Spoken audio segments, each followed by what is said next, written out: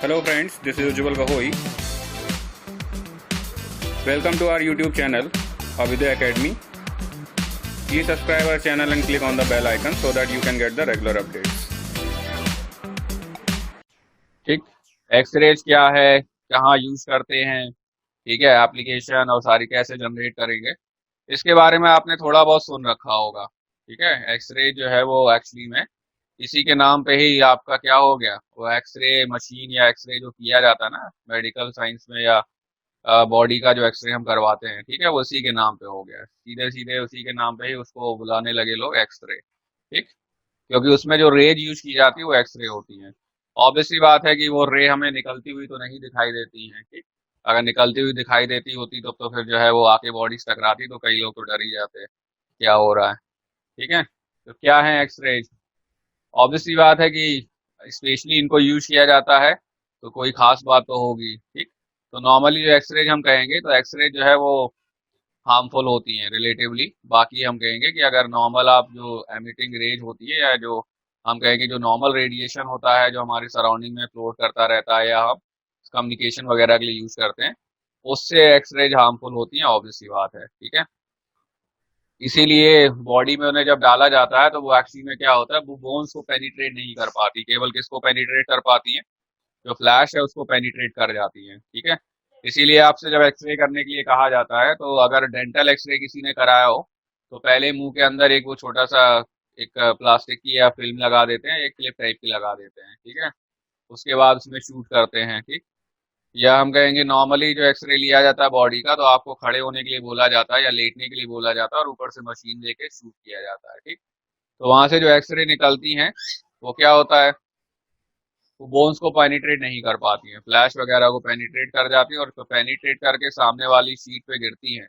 तो जहां जहां रेज गिर जाती है वहां वहां ब्लैक हो जाता है। ठीक है, उस पर कुछ अ, हमें लगता है सिल्वर ब्रोमाइड वगैरह का कुछ शायद पेस्ट रहता है जिसपे लाइट गिरती है तो वो ब्रेक कर जाता है और कलर ब्लैक हो जाता है, जहां नहीं गिर पाता है वहां कलर वाइट रहता है। ठीक है, तो दांत भी चूंकि बोन्स की तरह मजबूत होते हैं तो उनको भी पेनिट्रेट नहीं कर पाती। ठीक है, अंदर अगर कोई कैविटी होगी तो वो दिखना शुरू हो जाएगी। ठीक है, ठीक, तो ये आपको थोड़ा ध्यान रखना है। ठीक है, उसके लिए हो सकता है कुछ अलग थोड़ा मेथड यूज किया जाता है, मुझे अब जानकारी उसकी नहीं है। तो वेल नॉर्मली हम क्या कहेंगे, एक्सरे जो है वो हाई एनर्जी रेज होती है। किस तरह से जनरेट करेंगे, तो हम कहेंगे द एक्सरेज लाइक लाइट और electromagnetic radiation of very short wavelength. क्या रेंज होती है उनकी, 100 एंगस्ट्रॉम टू 0.0001 एंगस्ट्रॉम। ठीक है, they show reflection, refraction, interference, diffraction, also polarization. ठीक है, तो एक्सरे में हम कहेंगे कि जो एक्सरे है वो क्या हो जाएगा, इलेक्ट्रोमैग्नेटिक रेडिएशन हो जाएगा जिसकी वेवलेंथ कम होगी। शॉर्ट वेवलेंथ का मतलब ये हो गया एनर्जी कैसी हो जाएगी, एनर्जी हाई हो जाएगी। ठीक है, short wavelength mean high energy. ठीक है, और नॉर्मली जो प्रॉपर्टीज आपकी सबके लिए होती है, मतलब सबका लाइट के लिए जो प्रॉपर्टीज होती है वो सारी प्रॉपर्टीज आपको एक्सरे भी शो करेगा। कौन कौन सी, रिफ्लेक्शन हो गया, रिफ्रैक्शन हो गया, इंटरफेरेंस हो गया, डिफ्रैक्शन हो गया, ठीक है, पोलराइजेशन हो गया। ठीक, अंडर सुटेबल कंडीशंस। ठीक है, they are unaffected by electric and magnetic field, indicating that they are not beams of charged particles, unlike cathode rays.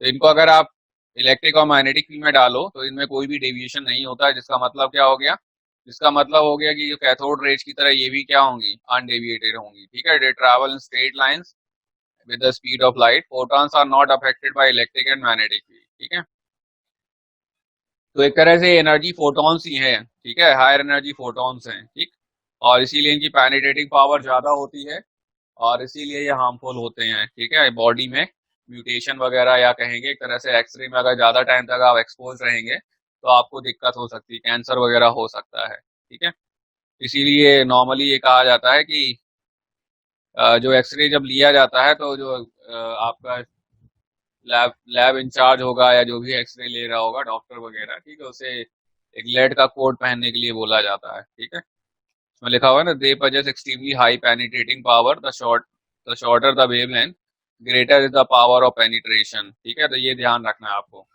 जितनी वेवलेंथ कम होगी किसकी, जितनी वेवलेंथ आपकी एनर्जी की कम होगी उतनी ही क्या होगा, उतनी उसकी पेनिट्रेटिंग पावर ज्यादा होगी। They penetrate more on low density substances and less in high density ones, ठीक है। तो लो डेंसिटी सब्सटेंसेस में ज्यादा पेनिट्रेट करेंगे, हाई डेंसिटी में कम होंगे। For instance while ordinary glass is quite transparent to X-rays, lead glass is almost opaque, ठीक है। Usually they pass easily through matter that are opaque to visual rays, long wavelength X-rays are absorbed by the materials to varying degrees and this forms the basis of radiography, ठीक है। तो ये आपको ध्यान रखना है, ठीक। तो ये कुछ तो मेन प्रॉपर्टीज आप ध्यान रखो, ठीक है। जैसे पेनिट्रेटिंग पावर ज्यादा होगी, वेवलेंथ शॉर्ट होगी, ठीक है। फोटोग्राफिक प्लेट को हम क्या करेंगे, ब्लैक कर देगा, ठीक है। जैसे they affect a photographic plate even when wrapped in a black paper by several pores. X-rays are electromagnetic waves with wavelength in large range of approximately 10 to the power minus 8 meter to 10 to the power minus 13 meter, ठीक है। तो wavelength की range लिखी हुई है, ठीक।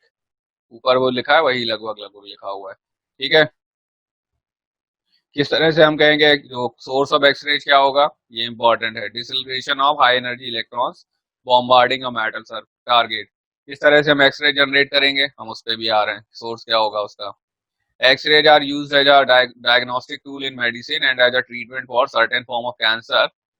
Since X-ray damage or destroy living tissues and organisms, care must be taken to avoid unnecessary exposure or overexposure. X-rays are also used in study of crystal structures, ठीक है।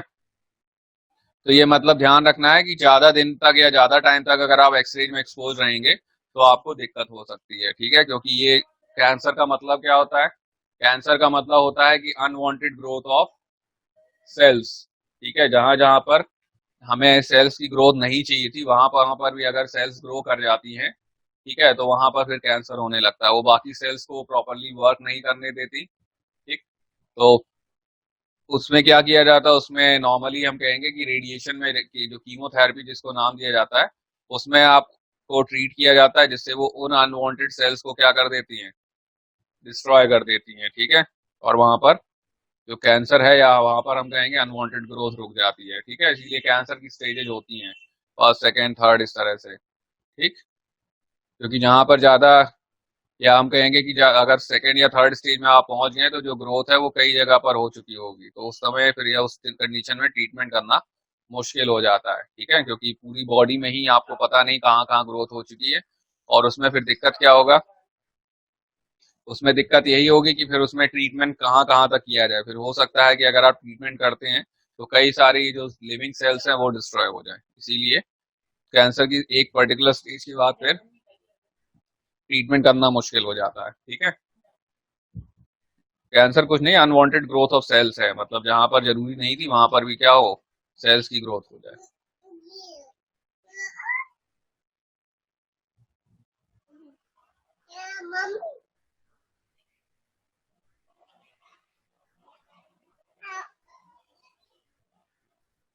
चलो किस तरह से एक्सरे प्रोड्यूस करेंगे हम। एक्सरे ऐसे मान के चलो एक तरह से फोटोग्राफिक जो इफेक्ट, जो फोटो इलेक्ट्रिक इफेक्ट था उसको उसका जस्ट रिवर्स इफेक्ट है, ठीक है। जो एक्सरे का प्रोडक्शन है वो फोटो इलेक्ट्रिक इफेक्ट का जस्ट रिवर्स इफेक्ट है, ठीक है। तो जैसे हम फोटो इलेक्ट्रिक इफेक्ट में क्या करते थे, फोटो इलेक्ट्रिक इफेक्ट में हम लाइट डालते थे और इलेक्ट्रॉन्स जो है वो जनरेट होते थे। यहाँ हम इलेक्ट्रॉन डालेंगे, लाइट जनरेट होगी, ठीक। तो इसमें भी जो एफिशिएंसी है वो काफी कम होती है, ठीक है। जो एफिशिएंसी आती है ना वो काफी लो होती है, और वहां भी एफिशिएंसी काफी लो होती थी, ठीक। तो थोड़ा आप ध्यान से समझ लें कि मतलब क्या है। A cathode, a plate connected by negative terminal of a battery, heated by a filament through which an electric current is passed, supplies electron by thermionic emission। तो नॉर्मली हम करते क्या थे, जैसे हम क्या कहते थे, फोटो इलेक्ट्रिक इफेक्ट में क्या होता था, फोटो इलेक्ट्रिक इफेक्ट में लाइट डाली जाती थी, इलेक्ट्रॉन जनरेट होते थे, ठीक है। यहाँ पर इलेक्ट्रॉन्स आप डालेंगे एक टारगेट पे और एक्सरे जनरेट होंगी, ये दिख रहा है ना, ये आपकी एक्सरेज है, ठीक है। तो इसमें क्या करेंगे, इसमें हम एक फिलामेंट से आपका एक मेटल जो है उसको हीट किया जाएगा, ठीक है। वो हीट क्या होगा, हीट करने पर क्या करेगा, हीट करने पर इलेक्ट्रॉन एमिट करेगा। आपको हमने इलेक्ट्रॉन एमिशन तीन तरह से बताया था। पहला क्या था, पहला था थर्मियोनिक एमिशन, बताया था, थर्मल। Yes sir. ठीक है। दूसरा क्या था, दूसरा आपका था फील्ड एमिशन, ठीक। Field emission. तीसरा क्या था आपका? Photo electric emission. तीसरा आपका था फोटो इलेक्ट्रिक एमिशन, ठीक है। तीसरा आपका था फोटो इलेक्ट्रिक एमिशन, ठीक है। तो ये यहाँ पर पहला जो पार्ट है ना, पहला है आपका थर्मियोनिक एमिशन, ठीक है। आप क्या करोगे, आप एक फिलामेंट से एक मेटल को हीट करोगे और उससे इलेक्ट्रॉन, जब बहुत ज्यादा हीट हो जाएगा तो इलेक्ट्रॉन एमिट होना शुरू हो जाएंगे, ठीक है, जिसको हम कैथोड कहते हैं। ठीक, उसमें लिखा हुआ है plate connected to negative terminal of a battery heated by a filament through which an electric current is pass supplies electron by thermionic emission, ठीक है। तो इसमें जब फिलामेंट में आप करंट फ्लो कराओगे तो ये मेटल हीट होगा और इलेक्ट्रॉन एमिट करेगा। तो देखिए ना आपको इलेक्ट्रॉन, उसके बाद ये इलेक्ट्रॉन क्या किए जाएंगे, ये इलेक्ट्रॉन एक मेटल टारगेट पे हिट होंगे, मेटल टारगेट के द्वारा एब्जॉर्ब होंगे। एब्जॉर्प्शन के दौरान होगा क्या, जब ये इलेक्ट्रॉन अंदर जाएंगे तो अंदर जाने पर बाकी जो एटम्स हैं उनसे टकराएंगे, इनमें डिसलरेशन होगा, ठीक है। और जब डिसलरेशन होगा तो जब कोई भी चार्ज पार्टिकल डिसलरेट होता है या उसमें कोई एक्सेलरेशन होता है तो क्या होता है, वो फिर एनर्जी रेडिएट करता है। वो जो एनर्जी रेडिएट होगी उसी को हम क्या कह देंगे, एक्सरेज। मैक्सवेल का लॉ था ना, कोई भी accelerated charge particle electromagnetic waves को जनरेट करता है। तो चूंकि ये हाई एनर्जी इलेक्ट्रॉन्स हैं तो इनमें जब डिसलरेशन होगा तो जो एनर्जी एमिट होगी वो भी काफी हाई होगी, ठीक है। उसे ही हम क्या नाम दे देते हैं, एक्सरेज, ठीक। अच्छा, बीच में क्या होता है, जो इलेक्ट्रॉन यहाँ से चलते हैं, ठीक है, तो इसमें ये ध्यान रहे जो मेटल टारगेट है उसको बैटरी के पॉजिटिव टर्मिनल से कनेक्ट करेंगे आप, और जो जिस मेटल टारगेट से इलेक्ट्रॉन जनरेट हुए थे उसको आप नेगेटिव टर्मिनल से कनेक्ट करेंगे, ठीक है। तो मेटलिक कप जिसको लिखा हुआ है, और ये हो गया आपका टारगेट, ठीक। Wire filament which acts as a cathode, ठीक है। तो ये पूरा जो सिस्टम है ये आपका कैथोड की तरह काम करेगा। इलेक्ट्रॉन कहाँ जाएंगे, इलेक्ट्रॉन सामने वाले टारगेट पे जाएंगे और उससे क्या होगा, उससे रेज जनरेट होंगी, ठीक है, जिन्हें हम एक्स रेज कह देंगे, ठीक। ठीक है, द हाई बीच में क्या किया जाएगा, ऑब्वियस सी बात है, बीच में एक इलेक्ट्रिक फील्ड आएगी, ठीक है, एक पोटेंशियल डिफरेंस होगा। तो जो इलेक्ट्रॉन यहाँ निकलेंगे उसकी एनर्जी हो जाएगी, एनर्जी क्या हो जाएगी, के इज इक्वल टू ईवी, ठीक है। आप चाहो तो इसको बराबर कर सकते हो हाफ एम वी स्क्वायर के, तो उससे आपको स्पीड मिल जाएगी जिस स्पीड से वो जाके टकरा रहे होंगे, ठीक है। और सारी की सारी काइनेटिक एनर्जी, ये जो सारी की सारी काइनेटिक एनर्जी है, अगर आप कन्वर्ट कर दें किसमें, फोटोन की एनर्जी में, तो S C by lambda is equal to EV, तो आपका लैम्डा आ जाएगा एस सी अपॉन ईवी, ठीक है। लेकिन बात यह ना कि ये सबसे हाई मतलब क्या हो जाएगा, ये सबसे मिनिमम वेवलेंथ हो जाएगी, इससे कम वेवलेंथ का फोटोन आपको नहीं मिलेगा। और ऑब्वियसली बात है, किसी भी इलेक्ट्रॉन की सारी एनर्जी एक्स रेज में कन्वर्ट हो नहीं सकती, ठीक है, काफी अमाउंट ऑफ क्या हो जाएगा, एनर्जी लॉस हो जाएगा। चलो आगे बढ़ते हैं फिर हम, ठीक। The high potential difference we maintained between the cathode and a metallic target accelerated the electrons toward the later, ठीक है। The face of the target is at an angle related to the electron beam, तो angle पे रखने का केवल reason ये है कि जो एक्सरे निकले वो एक छोटे से, हम कहेंगे कि ओपनिंग से बाहर आ जाए, ठीक, नहीं तो ये एक्सरे किसी भी तरफ चली जाएंगी, ठीक है। तो बस इसको एक एंगल पे रखने से ये होता है कि जो इलेक्ट्रॉन है वो पर्टिकुलर डायरेक्शन में जो है वो प्रोजेक्ट कर दिया जाता है। तो उसमें लिखा हुआ ना, the X-ray that leave the target pass through क्या, the side of the tube, ठीक है। The tube is evacuated to permit the electrons to get to the target unimpeded, ठीक है। तो इसमें कुछ करंट्स हैं जो आपको, या कुछ जो पैरामीटर्स है वो आपको ध्यान रखना है। देखो, एक तो आपका क्या था, एक आपका यहाँ पर फिलामेंट में करंट पास हो रहा था जिसको हम कहेंगे फिलामेंट करंट आई एफ, ठीक है। एक करंट आपका यहाँ पर पास होगा, ये जो बड़ा वाला सर्किट दिख रहा है ना, जिसमें टारगेट और कप को आप कंसीडर कर रहे हो, भाई इलेक्ट्रॉन जब इस तरफ आएंगे तो उनकी वजह से क्या होगा, उनकी वजह से करंट यहाँ फ्लो होगा। ये नीचे आपको करंट दिख रहा है ये वाला, ठीक है, इसे कहेंगे हम ट्यूब करंट, इसको कहेंगे हम ट्यूब करंट, ठीक। ये आपका ट्यूब करंट हो गया, ठीक है। और ये आपका क्या है, ये आपका फिलामेंट करंट है, ये थोड़ा आपको ध्यान रखना है, ठीक। अच्छा, एक बीच में वोल्टेज और आएगा जिसे हम कहेंगे एक्सेलरेटिंग वोल्टेज, ठीक। तो ये जो पैरामीटर्स ये आपको ध्यान रखने हैं, पहला पैरामीटर क्या है, एक्सेलरेटिंग वोल्टेज V, दूसरा पैरामीटर क्या है, ट्यूब करंट I, तीसरा पैरामीटर क्या है, फिलामेंट करंट IF, और चौथा पैरामीटर क्या है, टारगेट, ठीक। तो एक्सेलरेटिंग वोल्टेज को आप क्या कहोगे, this is a very high potential difference created between the two ends of the two accelerate the electron emitted from the left and. तो आप यहाँ पर क्या कहोगे, अगर V की वैल्यू आप बढ़ा दोगे तो जो इलेक्ट्रॉन्स यहाँ पहुंच रहे थे इनकी एनर्जी क्या हो जाएगी, ज्यादा हो जाएगी, हो जाएगी। Yes. भाई अगर आप क्या करोगे, अगर आप क्यूब वैल्यू बढ़ा दोगे तो जो इलेक्ट्रॉन वहां पहुंच रहे थे उनकी वैल्यू भी ज्यादा हो जाएगी। उसके बाद दूसरा क्या कहेंगे हम, ट्यूब करंट आई। तो ट्यूब करंट आई का मतलब क्या होगा, जितने ना ज्यादा इलेक्ट्रॉन यहाँ पहुंचेंगे उतना ही हम कहेंगे इस सर्किट में करंट ज्यादा हो जाएगा। ठीक, इसे कहा जाएगा tube current. Filament current, filament current की वैल्यू ये है, ज्यादा फिलामेंट करंट का मतलब क्या हुआ, हीट ज्यादा होगा, हीट ज्यादा होगा तो नंबर ऑफ इलेक्ट्रॉन्स क्या हो जाएंगे, बढ़ जाएंगे। और नंबर ऑफ इलेक्ट्रॉन अगर बढ़ेंगे तो ट्यूब करंट की वैल्यू बढ़ जाएगी। ठीक, तो थोड़ा ध्यान रखना है आपको। एक तो होगा एक्सरे की इंटेंसिटी, एक्सरे की इंटेंसिटी का मतलब हो गया नंबर ऑफ इलेक्ट्रॉन्स जो टकरा रहे हैं। ठीक है, strike on the metal target. समझ रहे हैं आप बात? Yes, sir. ठीक है, ये तो हो गया। दूसरा हो गया फोटॉन्स की एनर्जी या एक्सरे की एनर्जी। ठीक है, लैम्डा मिन, वो डिपेंड कर किस पे करेगा, वो डिपेंड करेगा एनर्जी, मतलब इलेक्ट्रॉन्स की एनर्जी पे। और इलेक्ट्रॉन की एनर्जी जो है वो आपकी एक तरह से हम क्या कहेंगे, फिलामेंट करंट पे कम डिपेंड करेगी। वो किस पे ज्यादा डिपेंड करेगी, फिलामेंट करंट पे डिपेंड नहीं करेगी, ये डिपेंड करेगी पोटेंशियल डिफरेंस पे। ये जो इलेक्ट्रॉन्स की एनर्जी है ना, ये इसके जो बीच में पोटेंशियल डिफरेंस लगाया गया उस पर डिपेंड करेगा। ठीक है, नंबर ऑफ इलेक्ट्रॉन जो एमिट हो रहे हैं वो डिपेंड करेगा आपका किस पे, फिलामेंट करंट पे। जितना फिलामेंट करंट आप ज्यादा रखेंगे उतने ही नंबर ऑफ इलेक्ट्रॉन ज्यादा होंगे। ठीक, इसके बाद आते हैं हम किस पे, टारगेट वगैरह, इन सब की डिस्कशन हम कर रहे हैं। ट्यूब करंट आप समझ में आ गया होगा, नंबर ऑफ इलेक्ट्रॉन जितने ज्यादा होंगे उतना ट्यूब करंट ज्यादा होगा। एक्सेलरेटिंग वोल्टेज जितना ज्यादा होगा उतनी एनर्जी ऑफ या वेवलेंथ की वैल्यू कम हो जाएगी।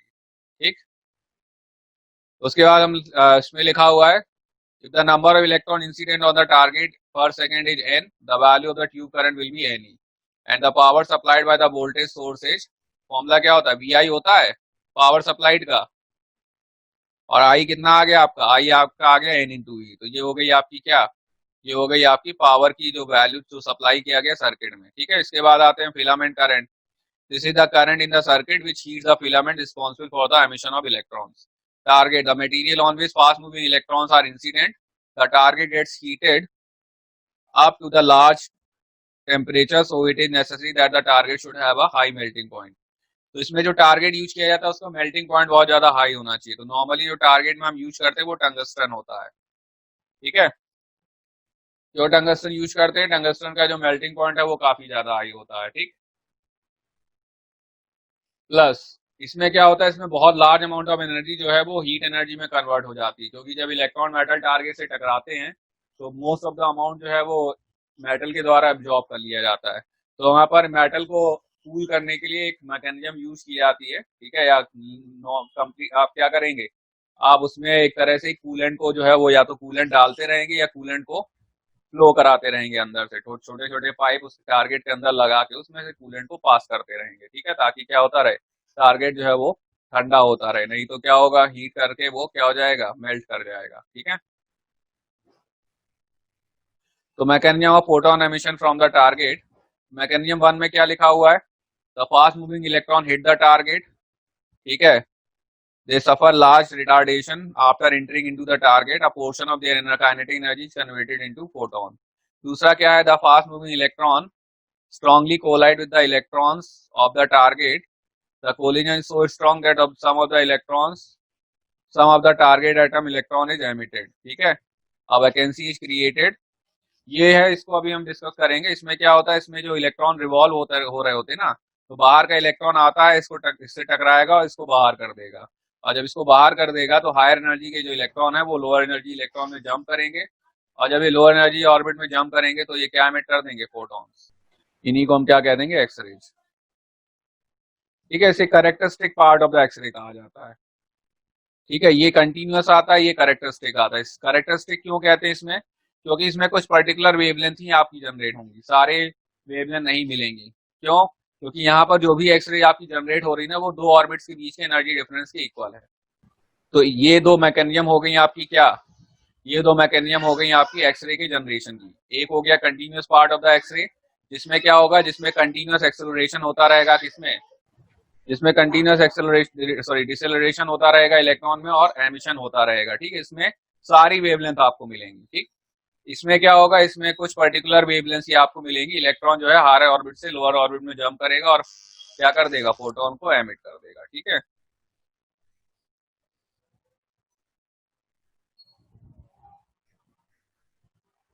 समझ में आ गया? तो ये ध्यान रखना है आपको, कंटिन्यूस पार्ट क्या होता है और कैरेक्टरिस्टिक पार्ट क्या होता है। ठीक, तो इसमें क्या होगा, दूसरे वाले पार्ट में क्या होगा, दूसरे वाले पार्ट में आपकी एक वैकेंसी जनरेट हो जाएगी। ठीक है, जिसमें क्या होगा, जिसमें इलेक्ट्रॉन जंप करेंगे। ठीक, तो एक्सरे स्पेक्ट्रम में कहेंगे the graph between the intensity and the wavelength of the emitted photon is called X ray spectrum. ठीक है, किसके किसके बीच ग्राफ बनाना पड़ेगा आपको, आपको ग्राफ बनाना पड़ेगा वेवलेंथ और इंटेंसिटी के बीच। ऑब्वियसली बात है, सबसे कम इंटेंसिटी सबसे कम वेवलेंथ वाले की होगी। ठीक है, ऑलमोस्ट जीरो होगी, क्योंकि लैम्डा मिन का कोई इलेक्ट्रॉन नहीं होगा। ठीक है, बाकी फिर कुछ इस तरह से आएगा आपका ग्राफ। ये continuous part of the X ray है। ठीक है, अभी इसमें हम characteristic part of the X ray और डिस्कस करेंगे। ठीक, so the graph between the intensity and the wavelength of the emitted photon is called the X-ray spectrum. Since there are two different ways of photon emission, therefore we will study two different properties of the X-ray spectrum. एक हो जाएगा आपका continuous part of the X ray spectrum और दूसरा हो जाएगा आपका characteristic part of the X ray spectrum. तो कंटिन्यूस पार्ट में आप क्या कहोगे, electromagnetic theory predicts that electron accelerated electric charge will radiate electromagnetic waves and the rapidly moving electrons when suddenly brought to rest is certainly accelerated।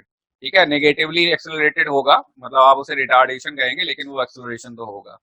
Energy loss due to breaking radiation, ठीक है, इसे ब्रैमस्ट्रलंग कहा जाता है। ठीक, जो आपको नाम से कुछ लेना देना नहीं है, ब्रेकिंग रेडिएशन ये सब कहा जाता है। ठीक है, क्योंकि इसमें क्या हो रहा है, इसमें इलेक्ट्रॉन पे ब्रेक लग रहा है। ठीक, तो energy loss due to breaking radiation, bremsstrahlung का नाम हो जाएगा, is more important for electrons than for heavier particle because electrons are more violently accelerated than passing near nuclear in their pass. ठीक है, the continuous X-ray produce at a given accelerating voltage V vary in wavelength but none has a wavelength shorter than lambda min. ठीक है, lambda मिन की value क्या हो जाएगी, SC by lambda is equal to EV।